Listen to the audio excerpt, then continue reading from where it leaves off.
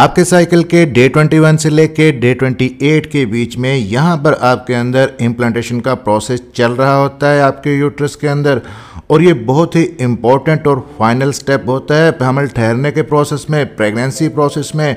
और इस स्टेप में कुछ गलतियां आप करती हैं और कुछ टिप्स को आप फॉलो नहीं करती हैं, जिसकी वजह से इम्प्लांटेशन सक्सेसफुली नहीं हो पाती।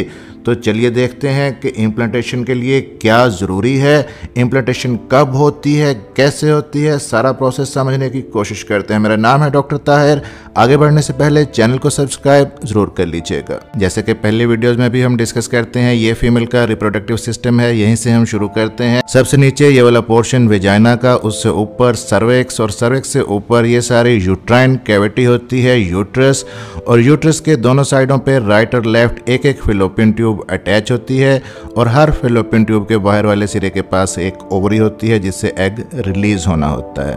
फर्ज कर लें कि आपके अंदर ओवुलेशन हुई, अंडे का इखराज हुआ। ओवुलेशन आपके अंदर साइकिल के तकरीबन 13वें से 14वें दिन होती है, और किसी एक साइड की ओवरी से हर महीने एग रिलीज होता है। इस महीने इस साइड की ओवरी से आपका ये एग रिलीज हुआ, ये फॉलिकल मैच्योर हुआ यहाँ पे, और मैच्योर होने के बाद यहाँ से एग रिलीज हुआ, और एग को फिलोपियन ट्यूब के बाहर वाले सिरे ने कैच कर लिया, उसके बाद अपने अंदर निगल लिया। एग ट्रेवल करता तो है फिलोपियन ट्यूब में, बस यहीं तक पहुंचता है, यूट्रस में अभी नहीं जाता। अब इन द मीनवाइल आप अपने हस्बैंड के साथ मिली अपने फर्टाइल पीरियड में, मेल ऑर्गन पीनस वेजाना में इंसर्ट हुआ और मेल डिस्चार्ज हुआ, और यहाँ पे डिपॉजिट हुआ मेल का जो सीमन है, स्पर्म्स हैं विजाना के डीपेस्ट पोर्शन के अंदर, और यहाँ से फिर स्पर्म्स ने क्लाइम करना शुरू किया ऊपर यूट्रस के अंदर। दोनों फिलोपियन ट्यूब्स की तरफ मूव करते हैं स्पर्म्स, राइट फिलोपियन ट्यूब की तरफ भी, लेफ्ट फिलोपियन ट्यूब की तरफ भी। अब यहाँ पे पहुंच के स्पर्म आपका एग के साथ मिल गया, आपका एम्ब्रियो बन गया। लेकिन पिछली वीडियो में हमने डिस्कस किया था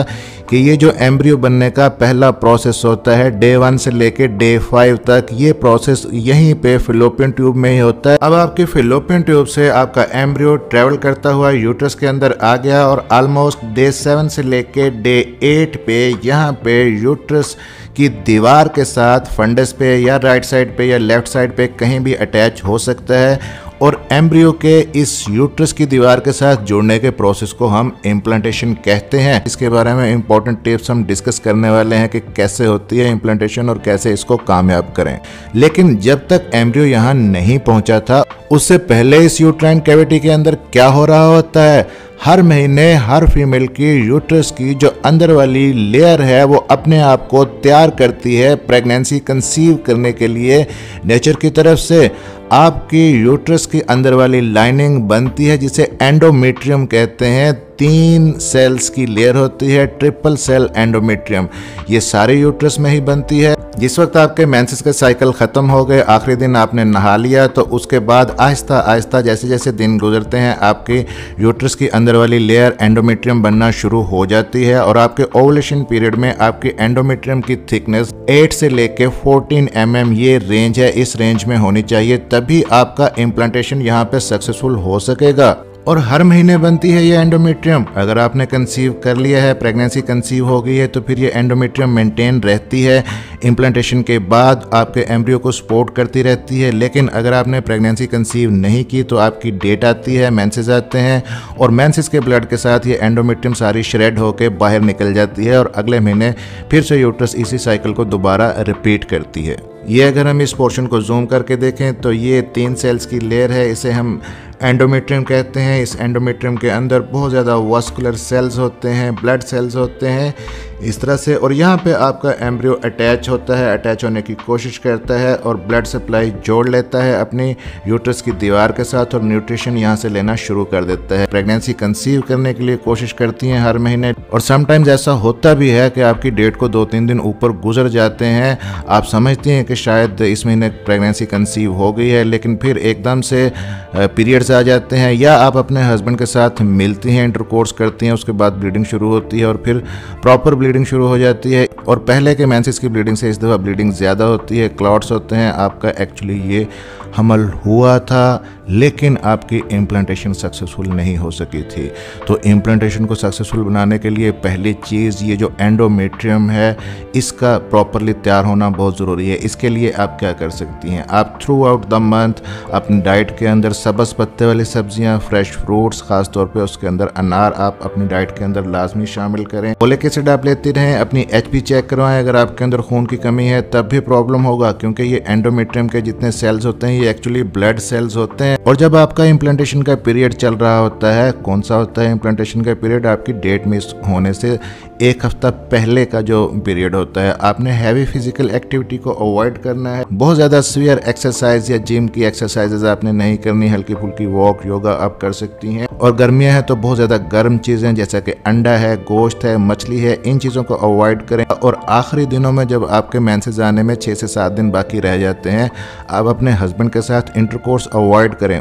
अब दूसरी जो इंपॉर्टेंट चीज़ है यहाँ पे वो है प्रोजेस्टेरॉन हार्मोन। एग जब ओवरीज से रिलीज हो जाता है, फर्टिलाइजेशन हो जाती है, इम्प्लांटेशन हो जाती है, तो उसके बाद आपकी ओवरीज से एक हार्मोन प्रोजेस्टेरॉन बढ़ना शुरू हो जाता है। और ये प्रोजेस्टेरॉन आपकी इस एंडोमेट्रियम को मेंटेन रखता है, आपके हमल को बनाए रखता है, आपके एम्ब्रियो को सपोर्ट करता है प्रेगनेंसी को आगे बढ़ाने के लिए।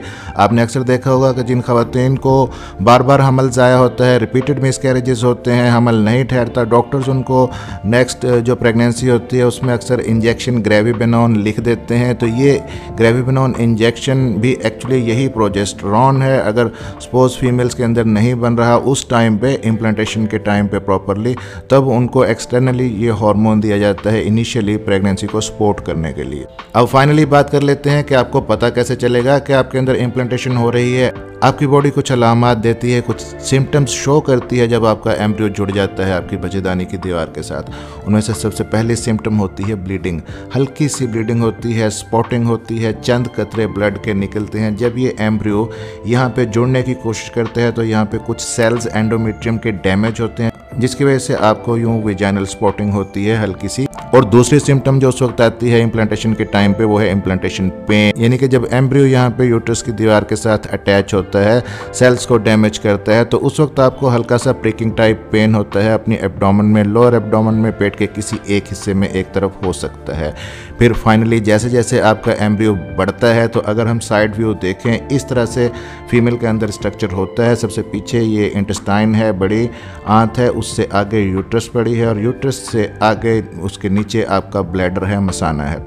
जैसे जैसे आपका एम्ब्रियो बढ़ता है यूट्रस के अंदर तो वो दबाव डालता है आपके ब्लैडर के ऊपर और आपको बार बार वॉशरूम जाने की हाजत होती है। फ्रीक्वेंट यूरिनेशन जिसको हम कहते हैं, ये भी एक अर्ली सिम्टम होती है इम्प्लांटेशन के बाद प्रेगनेंसी कंसीव होने की। फिर जब आपको सारी सिम्टम्स अपने अंदर ये महसूस होती हैं तो अपने पीरियड्स की डेट मिस होने का वेट करें, 8 दिन के बाद टेस्ट करें तो टेस्ट पॉजिटिव आएगा। प्रेगनेंसी से रिलेटेड बहुत ही हेल्पफुल वीडियो इस चैनल पर मौजूद हैं, सब्सक्राइब जरूर कर लीजिएगा। मिलते हैं अगले किसी वीडियो में, तब तक के लिए अपना ख्याल रखिएगा।